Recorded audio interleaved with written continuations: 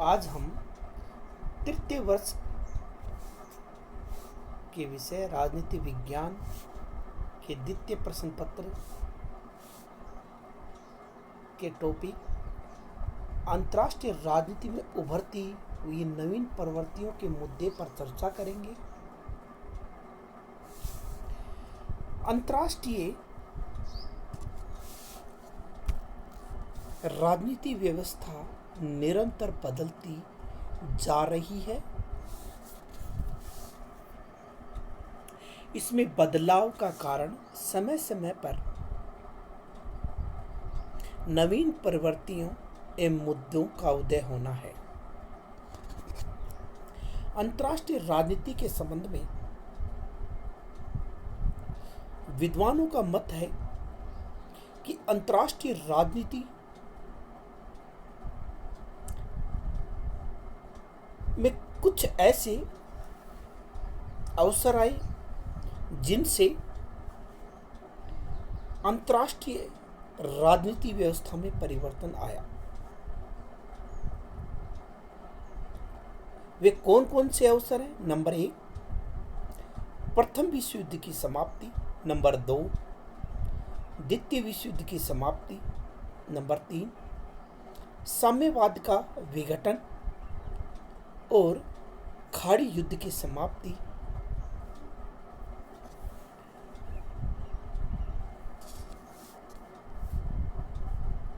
पर राष्ट्रपति George Bush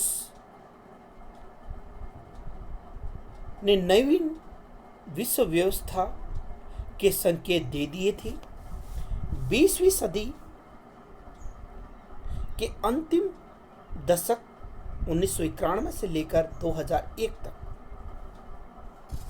अंतर्राष्ट्रीय राजनीति व्यवस्था में बदलाव आने लगे, जिससे अनेक घटनाएं उत्पन्न होने लगी। 1991 में सोवियत संघ का विघटन होने पर 15 नव स्वतंत्र राष्ट्रों का उदय और अमेरिका का एकल महाशक्ति के रूप में स्थापित होना, खाड़ी युद्ध में अमेरिका की विजय, जर्मनी का एकीकरण, पूर्वी यूरोप में साम्यवाद का विघटन, शीत युद्ध का अंत, यूगोस्लाविया का विघटन, वार्सा पैक्ट की समाप्ति, मध्य एशिया में मुस्लिम गणतंत्र का स्वतंत्र होना, अफगानिस्तान में मुस्लिम कट्टरवाद की स्थापना, कंबोडिया में शांति आदि ने विश्व परिदर्शन में एक नया मोड़ ला दिया और विश्व को एक नई राह पर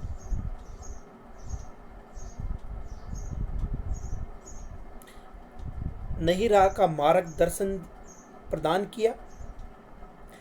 इस बदलते परिदृश्य में अमेरिका ने अपनी नीतियों में एक बड़ा परिवर्तन किया। उसने अपने रचनात्मक और सैन्य शक्ति में अपना वर्चस्व बनाए रखने के लिए अपने आप को एक ध्रुवीय व्यवस्था के रूप में बनाए रखना। अब तक जो विश्व द्विध्रुवीय था वह एक ध्रुवीय हो गया। इसके साथ ही एकीकृत जर्मनी और जापान ने आर्थिक दृष्टि से तीव्र गति से वृद्धि की। इन सभी आयामों ने अंतर्राष्ट्रीय राजनीति व्यवस्था में बदलाव का कार्य किया। आगे हम मौखिक व्याख्या के साथ साथ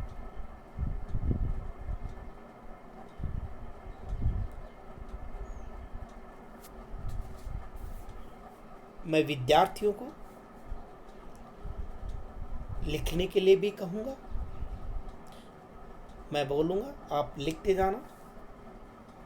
आपको टॉपिक डालना है अंतर्राष्ट्रीय राजनीति में उभरती हुई प्रवृत्तियां एवं मुद्दे। इसमें भूमिका के तौर पर आप लिखो, अंतर्राष्ट्रीय राजनीति में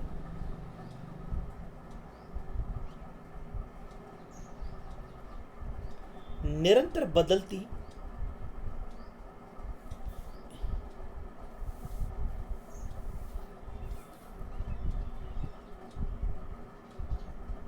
परिस्थितियों में अलग अलग समय पर नवीन प्रवृत्तियां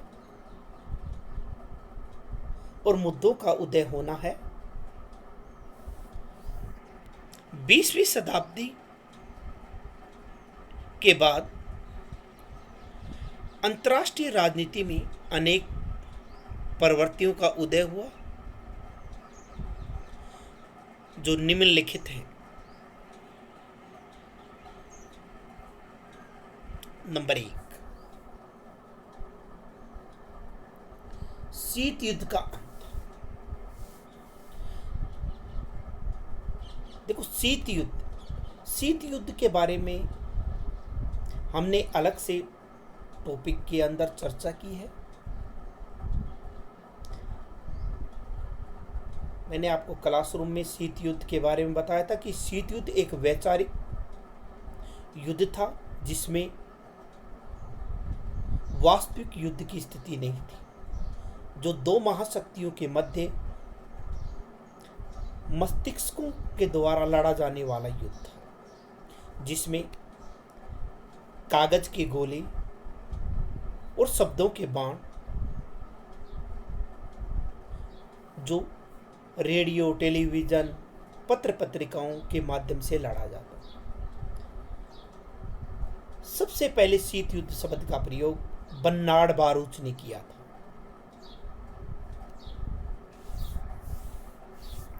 देखो, इसमें शीत युद्ध का अंत, शीत युद्ध के अंत ने अंतर्राष्ट्रीय राजनीति की प्रवृत्तियों ने अंतर्राष्ट्रीय राजनीति की व्यवस्था को परिवर्तित किया। द्वितीय विश्व युद्ध के बाद अंतर्राष्ट्रीय राजनीति में दो महाशक्तियां, अमेरिका और सोवियत संघ,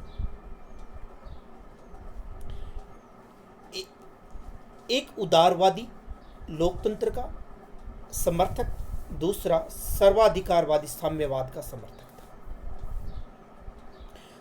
दोनों में वैचारिक वैमनस्य तनाव का युद्ध था और सोवियत संघ के विघटन के बाद शीत युद्ध का अंत हो गया। आप इसमें लिखो, द्वितीय विश्व युद्ध के बाद विश्व की राजनीति में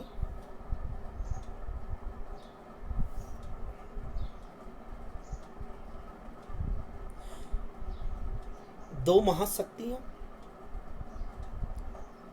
अमेरिका व सोवियत संघ,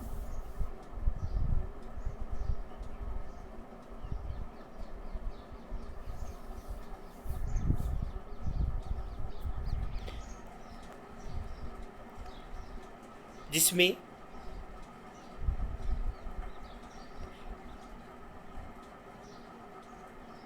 एक उदारवादी लोकतंत्र व दूसरी सर्वाधिकारवादी साम्यवाद का नेतृत्व कर रही थी।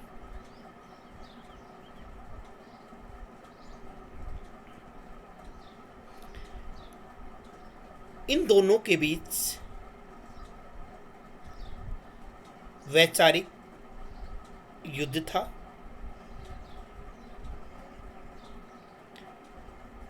दिसंबर 1991 में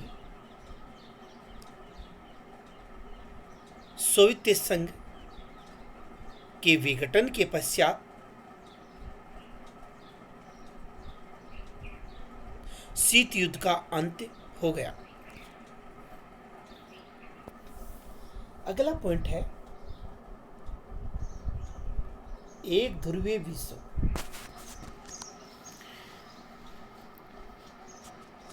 आपको ज्ञात है कि द्वितीय विश्व युद्ध के बाद विश्व राजनीति दो गुटों में विभक्त हो गई थी। एक का नेतृत्व अमेरिका कर रहा था, दूसरे का नेतृत्व सोवियत संघ कर रहा था। सोवियत संघ के विघटन के पश्चात विश्व राजनीति एक ध्रुवीय हो गई, यानी कि अमेरिका अकेला महाशक्ति के रूप में बचा। इसलिए विश्व राजनीति एक ध्रुवीय हो गई। लिखो आप इसमें, द्वितीय विश्व युद्ध के पश्चात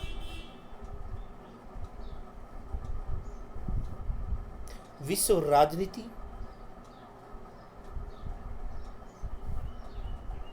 दो गुटों में विभक्त हो गई थी।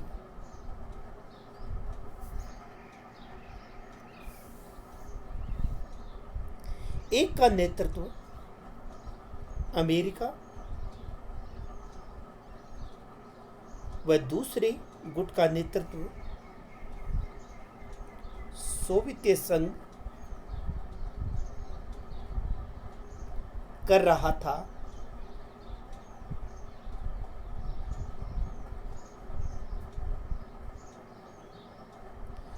बीसवीं सदी के अंतिम दशक में ऐसा प्रतीत होने लगा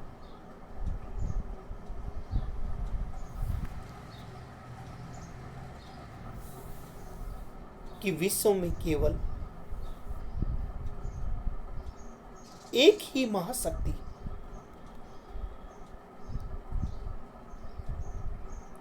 बची है, वो है अमेरिका।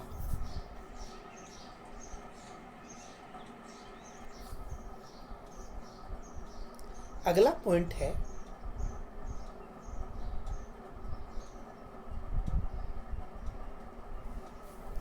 साम्यवाद का अवसान।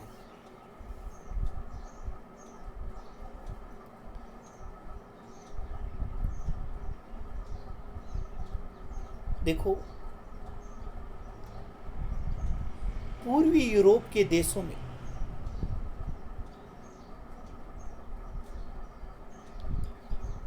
एक क्रांति हुई। उस क्रांति के अंतर्गत उन्होंने साम्यवाद को एक कब्र में गाड़ दिया, जिसमें हंगरी, पोलैंड, पूर्वी जर्मनी, रोमानिया, चेकोस्लोवाकिया आदि देश थे, जिन्होंने साम्यवादी सरकारों का अंत हो गया और उन्होंने एक अपना स्वतंत्र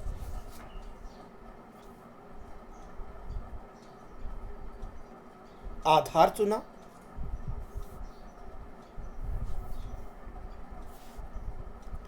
लिखो इसमें आप, वर्ष 1990-91 में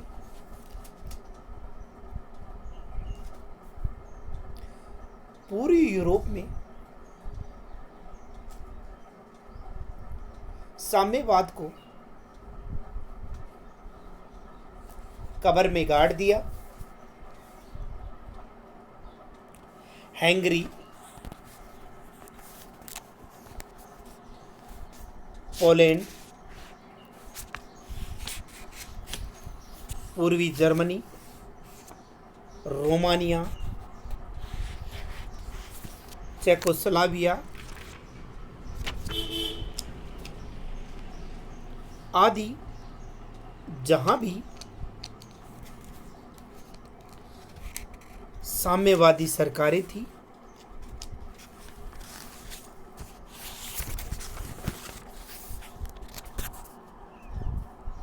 उनका अंत हो गया।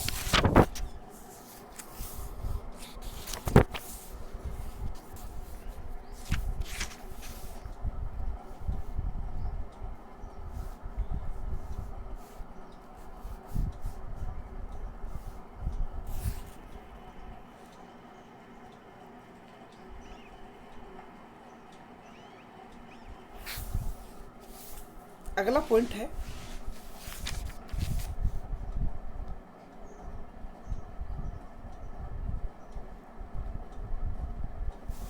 गुटनिरपेक्ष आंदोलन की प्रासंगिकता।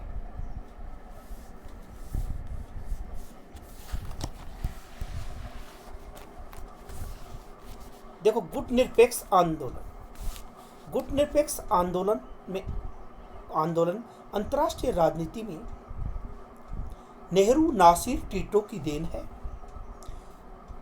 गुटनिरपेक्ष आंदोलन की स्थापना का कारण था कि द्वितीय विश्व युद्ध के बाद अंतर्राष्ट्रीय राजनीति में जो देश स्वतंत्र हो रहे थे उनके सामने एक विकट समस्या थी कि वो इन दोनों गुटों में, अमेरिका और सोवियत संघ में, किसी में भी सम्मिलित नहीं होना चाहते थे। वह अपना पृथक अस्तित्व चाहते थे। इसलिए गुटनिरपेक्षता की राह को अपनाया। परंतु जब तक सोवियत संघ का विघटन नहीं हुआ था, उससे पूर्व तक गुटनिरपेक्ष आंदोलन की प्रासंगिकता बनी रही थी, जिसमें दोनों गुटों के द्वारा गुटनिरपेक्षता से संबंधित देशों की बातों पर ध्यान दिया जाता था। गुटनिरपेक्ष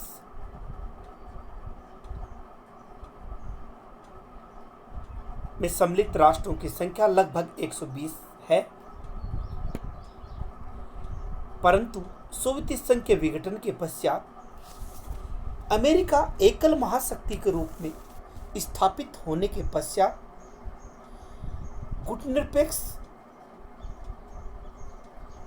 आंदोलन की प्रासंगिकता एक विचारणीय विषय बन गया।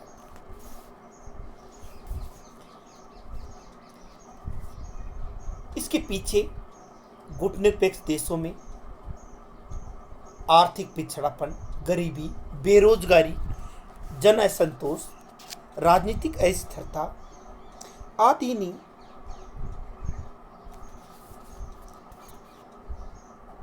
अमेरिका की ओर झुकाव कर दिया उनका, क्योंकि विश्व बैंक, मुद्रा कोष जैसी संस्थाओं पर अमेरिका का वर्चस्व है। इसलिए यह जानना आवश्यक हो गया कि गुटनिरपेक्ष देशों की प्रासंगिकता का वर्चस्व है या नहीं।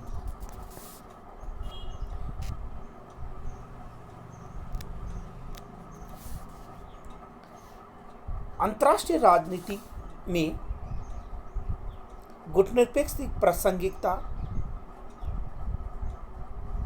ने एक बदलाव का आयाम जो आया था, वह केवल राष्ट्रों के राजनीति का केंद्र बनकर रह गए।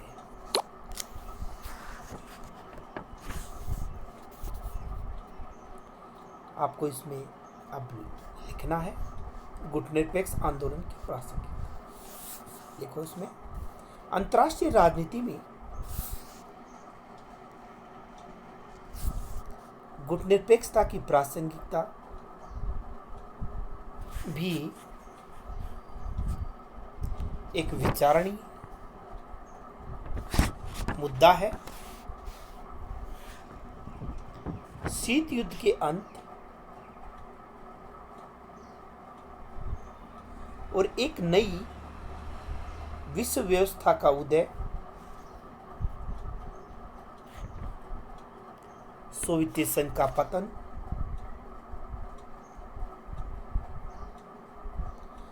आदि के कारण गुटनिरपेक्षता पर भी प्रश्न चिन्ह लग गया था, लेकिन गुटनिरपेक्ष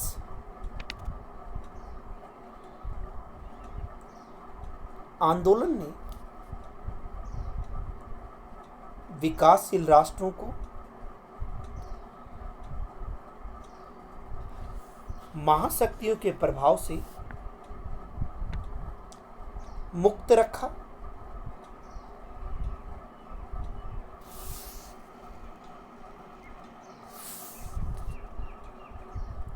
अगला पॉइंट है इसमें यूएनओ का बढ़ता प्रभाव। महत्व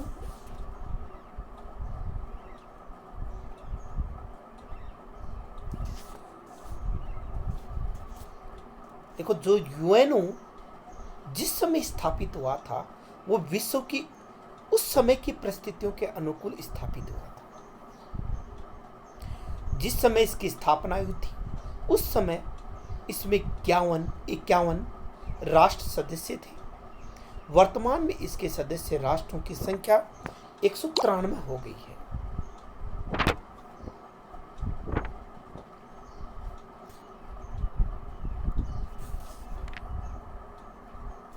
इसकी सदस्य संख्या में लगातार वृद्धि होती जा रही है, जो अंतर्राष्ट्रीय राजनीति के लिए काफी महत्वपूर्ण है।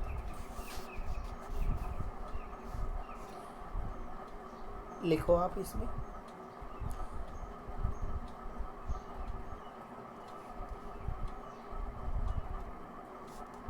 यूएनओ की स्थापना 24 अक्टूबर 1945 को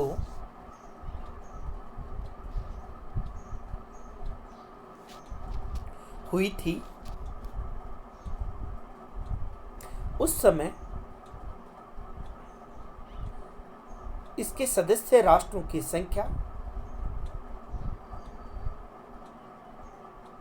51 थी।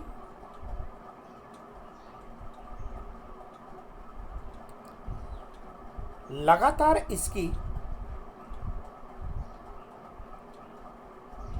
सदस्य संख्या में वृद्धि होती रही।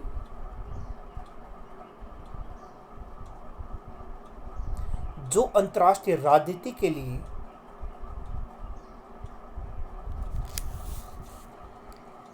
काफी महत्वपूर्ण है।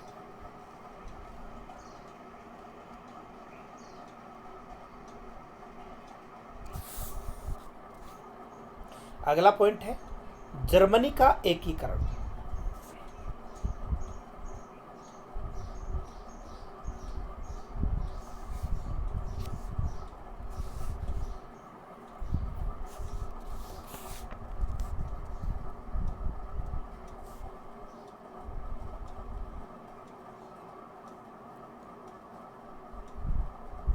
देखो, जो जर्मनी का जो एकीकरण है 1990 में हुआ। इससे पहले जर्मनी को दो भागों में बांट दिया गया था, पूर्वी जर्मनी और पश्चिमी जर्मनी, और उनके मध्य में एक बर्लिन की दीवार खड़ी कर दी गई। एक दीवार खड़ी कर दी गई जिसको बर्लिन की दीवार के नाम से जाना जाता है।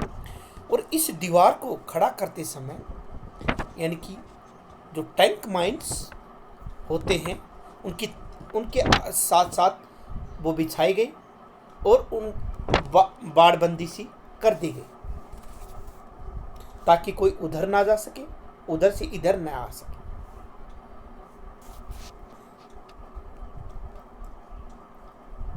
9 नवंबर 1989 को बर्लिन की दीवार को गिरा दिया गया और पूर्वी जर्मनी और पश्चिमी जर्मनी का एकीकरण कर दिया गया और दोनों ने एक साथ मिलकर अपना विकास किया। लिखो आप इसमें अगस्त 1961 में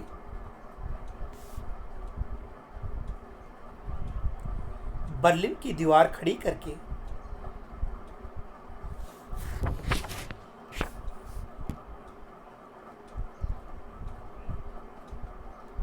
पूर्वी जर्मनी व पश्चिमी जर्मनी को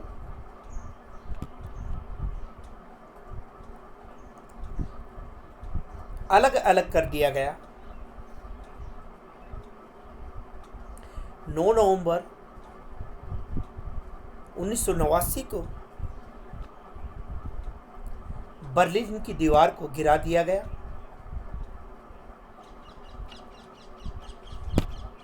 जिसके कारण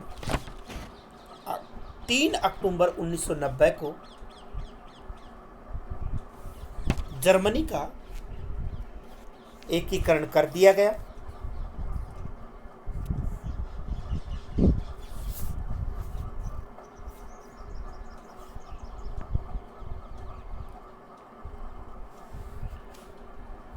अगला पॉइंट है सैनिक संगठनों का घटता महत्व।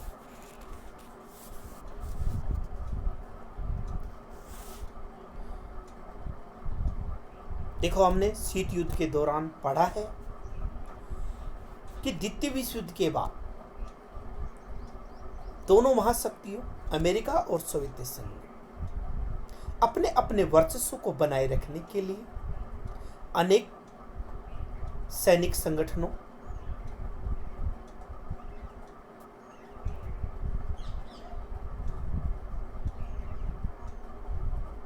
व अनेक सैनिक संगठनों का निर्माण किया, जैसे नाटो, सीटो, सेंटो, वार्सा पैक्ट आदि।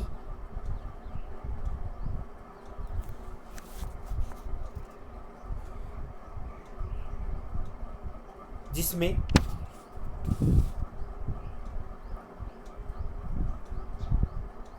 सोवियत संघ के विघटन के पश्चात से पूर्व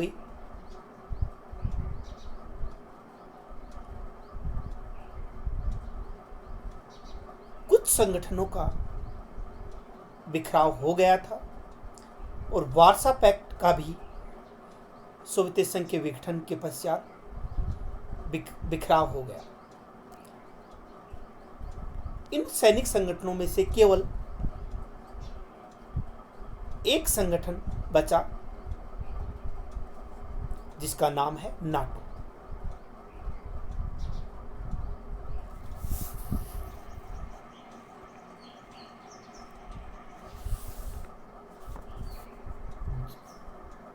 जिसे कहा गया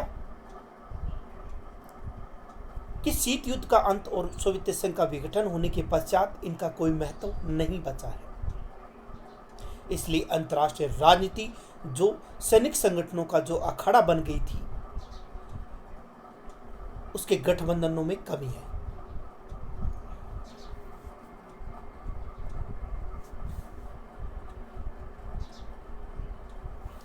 आपको इसमें लिखना है द्वितीय विश्व युद्ध के पश्चात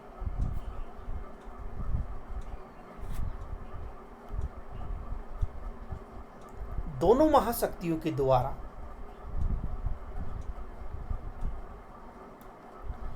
अनेक सैनिक संगठनों का निर्माण किया गया,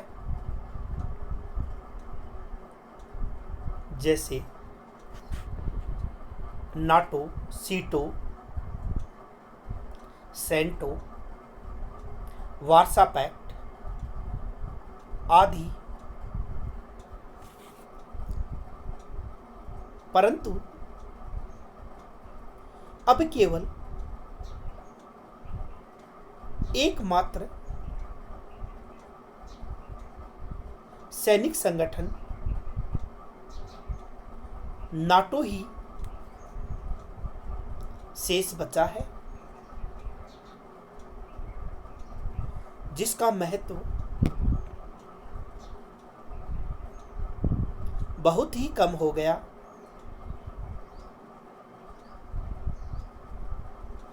अंतर्राष्ट्रीय राजनीति में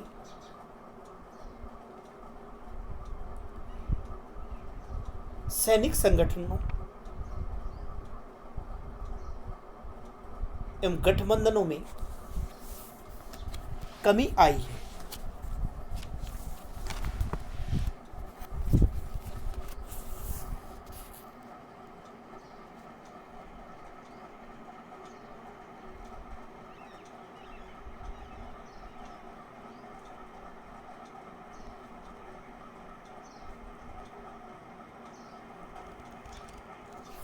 अगला पॉइंट है नाटो का पूर्व की ओर विस्तार।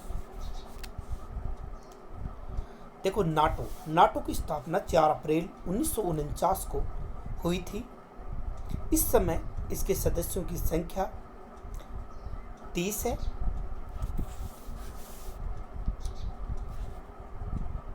दिसंबर 1991 में सोवियत संघ के विघटन के पश्चात वार्सा पैक्ट का भी बिखराव हो गया था।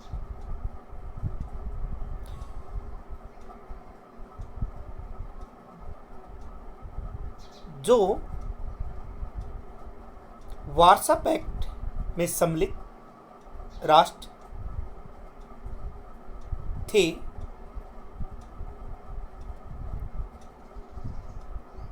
उनमें से अधिकांश ने नाटो की सदस्यता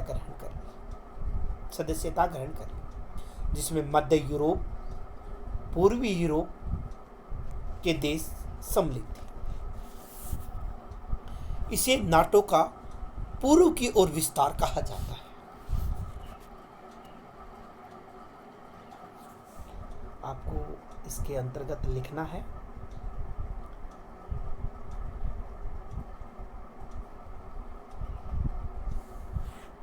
1991 में सोवियत संघ का विघटन हो गया, जिसके कारण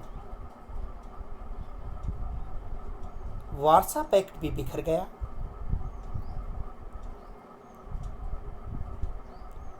और वार्सा पैक्ट में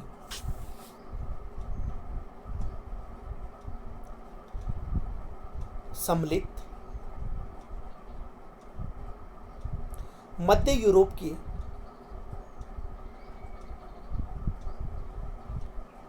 तथा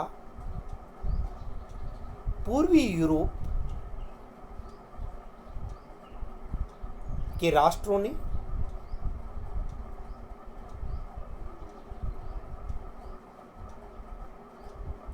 नाटो की सदस्यता ग्रहण कर ली, अर्थात नाटो का विस्तार पूर्व तक हो गया।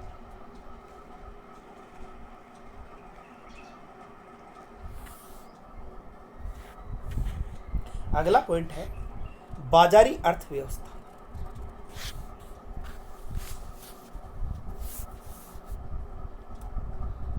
देखो, बाजारी अर्थव्यवस्था एक समय था जब सोवियत संघ उदारवादी लोकतंत्र के स्थान पर साम्यवाद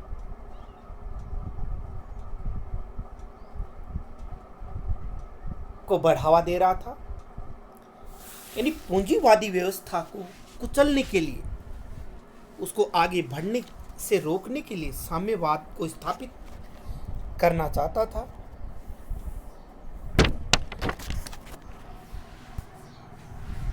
सोवियत संघ के विघटन के पश्चात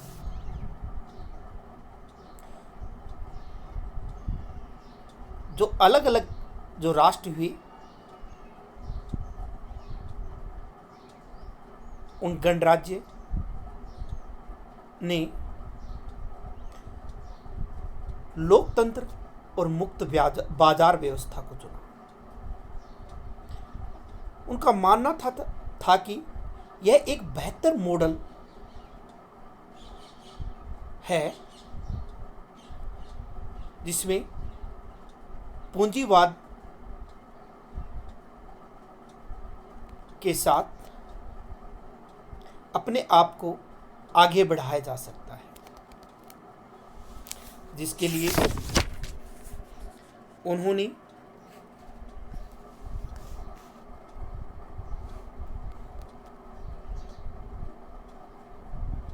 उन्नत प्रगतिशील मानवीय आर्थिक प्रणाली को चुना, जिसमें मुक्त व्यापार, प्रतियोगिता, स्वतंत्र समझौते, आर्थिक स्वतंत्रता आदि थे। आपको इस पॉइंट के अंतर्गत लिखना है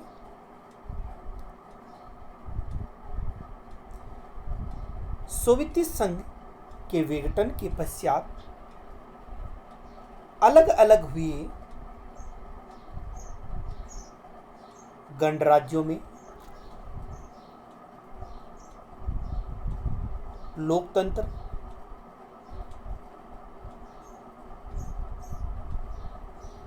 और मुक्त बाजार अर्थव्यवस्था को अपनाया,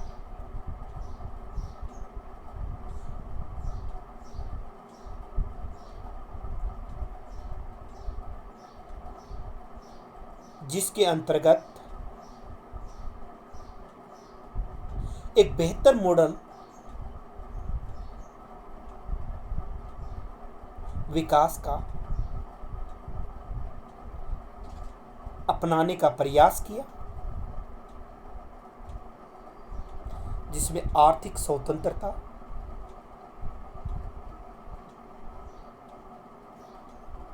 स्वतंत्र समझौते,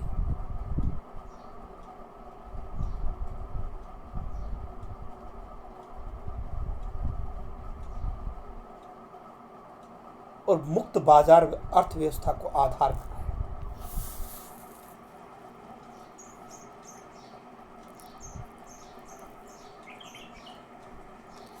अगला जो पॉइंट हम जो पढ़ेंगे इसमें वो है नए संगठनों का निर्माण।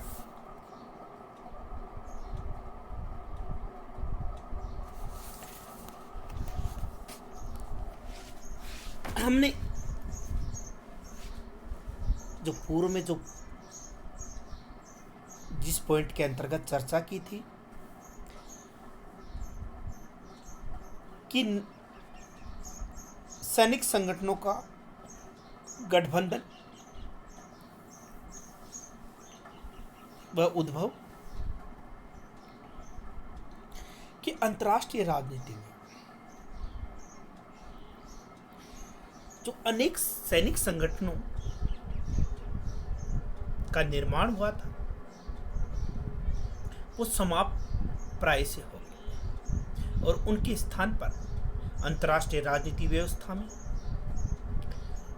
आर्थिक सहयोग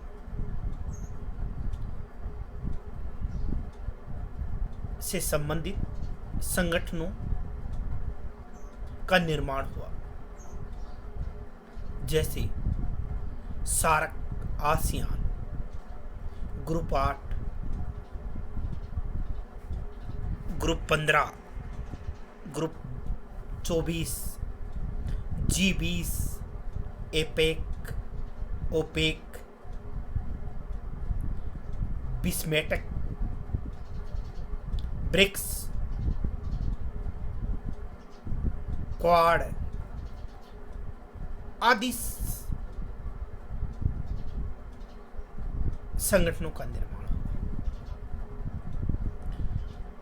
जिन्होंने मिलजुल कर अपना विकास करने का मार्ग प्रस्तुत किया। आप सभी विद्यार्थियों को इस पॉइंट के अंतर्गत लिखना है कि अंतर्राष्ट्रीय राजनीति में पुराने संगठनों जैसे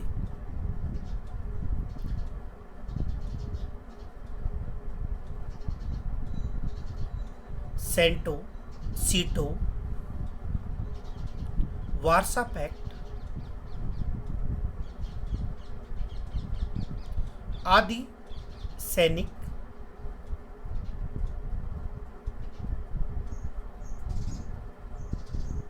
गठबंधन प्राय समाप्त से हो गए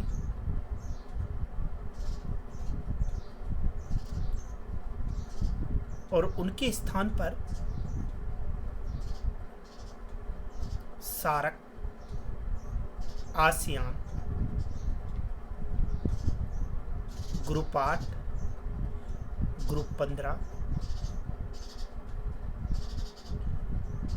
ग्रुप 24,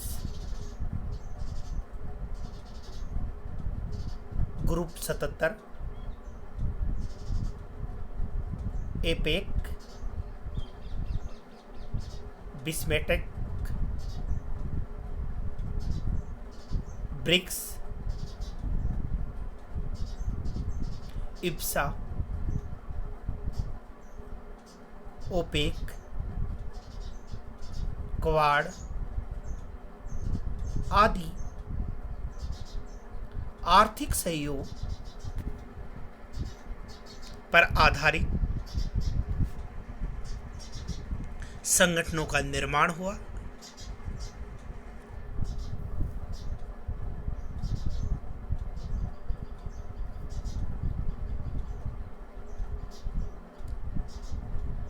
इसमें जो अगला जो पॉइंट है वो है नई विश्व व्यवस्था।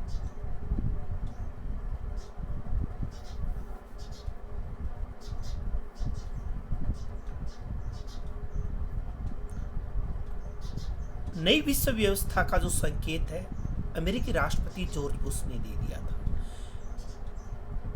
खाड़ी युद्ध की समाप्ति और सोवियत संघ के विघटन के बाद एक नई विश्व व्यवस्था का निर्माण हुआ।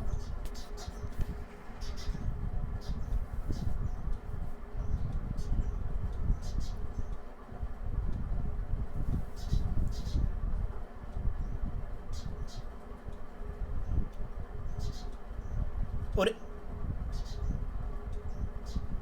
इसके अंतर्गत अमेरिका ने अपने वर्चस्व को आगे बढ़ाते हुए विश्व की महत्वपूर्ण संस्थाओं विश्व बैंक, अंतर्राष्ट्रीय मुद्रा कोष, यूएनओ आदि पर अपना वर्चस्व कायम कर लिया।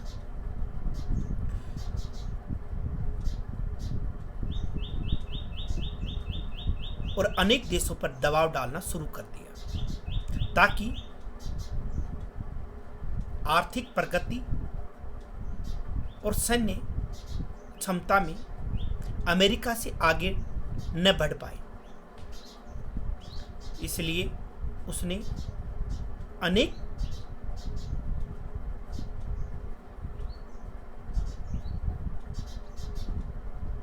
जैसे सीटीबीटी, परमाणु अप्रसार संधि आदि के माध्यम से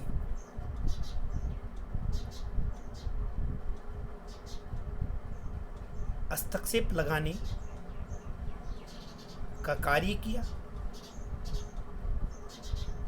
और उन पर हस्ताक्षर के लिए दबाव डाला।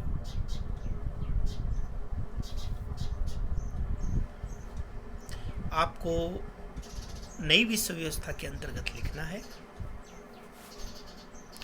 खाड़ी युद्ध की समाप्ति के पश्चात अमेरिका के राष्ट्रपति जॉर्ज बुश ने नई विश्व व्यवस्था के निर्माण का संकेत दिया था।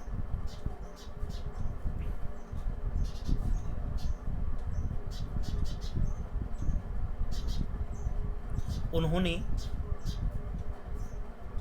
अंतर्राष्ट्रीय महत्व की संस्थाओं जैसे विश्व बैंक, मुद्रा कोष, IMF, यूएनओ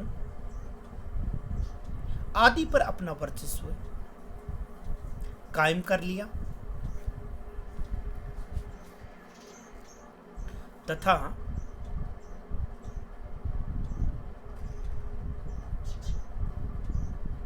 परमाणु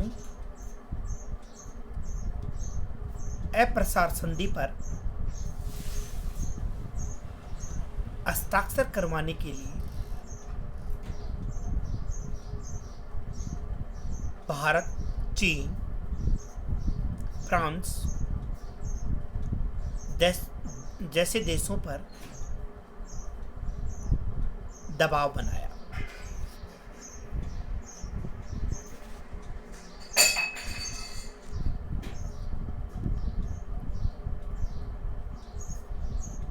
आपको एक पॉइंट और लिखना है इसके अंतर्गत,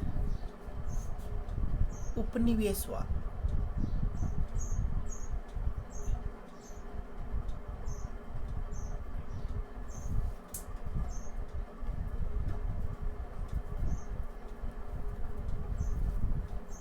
द्वितीय विश्व युद्ध के बाद में जो नव स्वतंत्र राष्ट्र थे, जो स्वतंत्रता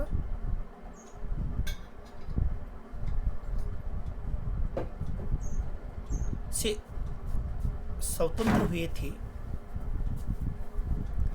उनके सामने एक विकट समस्या थी कि वो जो उस समय दो गुट अमेरिका और सोवियत संघ, उनमें से किसी भी गुट की सदस्यता प्राप्त नहीं करना चाहते थे।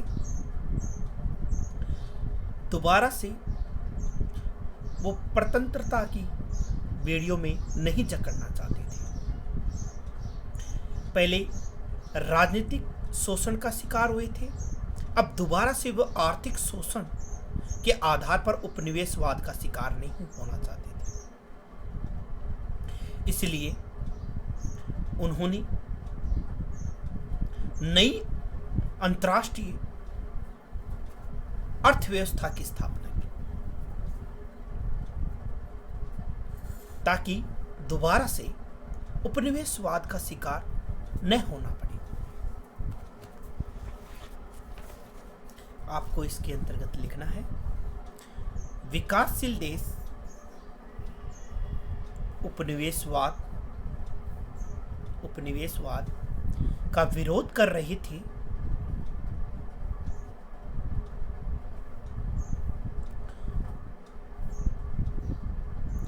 उन्होंने नई अंतर्राष्ट्रीय अर्थव्यवस्था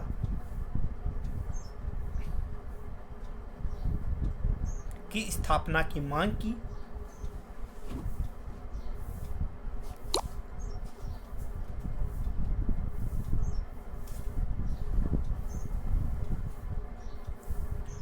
उन्होंने गेट, डंकल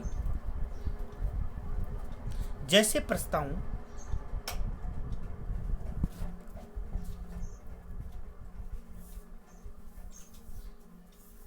के स्थान पर एक नवीन अर्थव्यवस्था को लाने का प्रयास किया। वह गेट के माध्यम से उपनिवेशवाद का खतरा दोबारा से नहीं बढ़ाना चाहते थे।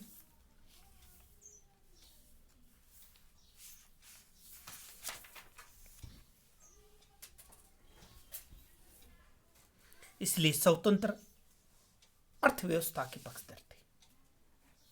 देखो, जो गेट था उसके स्थान पर 1995 में WTO की स्थापना हो गई थी, विश्व व्यापार संगठन।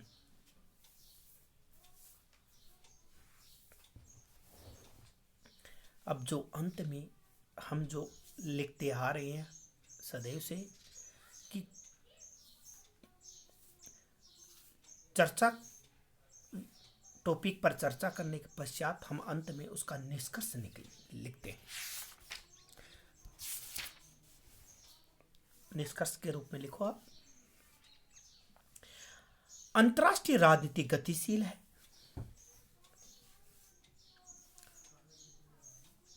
उसमें द्रुत गति से बदलाव आ रहा है।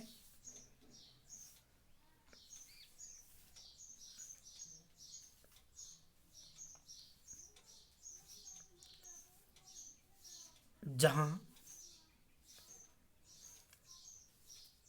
पिछले कुछ दशकों से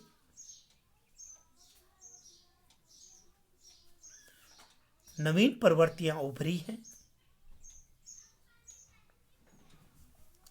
वहीं दूसरी ओर मुद्दे भी बदलते जा रहे हैं। जैसे पश्चिमी एशिया में अरब इजराइल शांति वार्ता, दक्षिण दक्षिण सहयोग,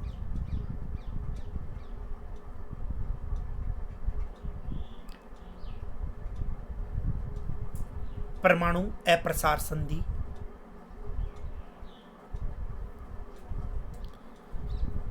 सीटीबीटी,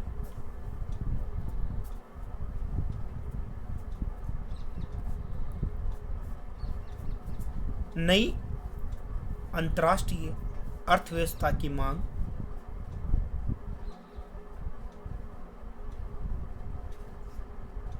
यूरोप का एकीकरण,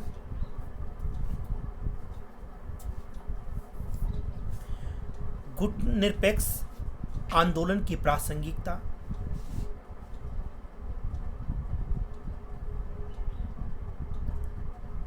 यूएनओ में सुधार,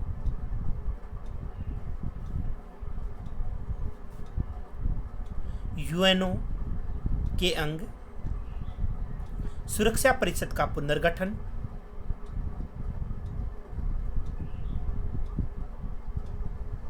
अंतर्राष्ट्रीय आतंकवाद, रूस चीन सहयोग, मानवाधिकारों की सुरक्षा,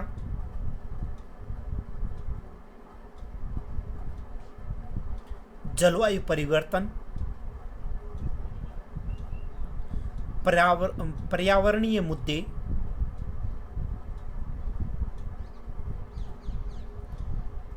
आदि पर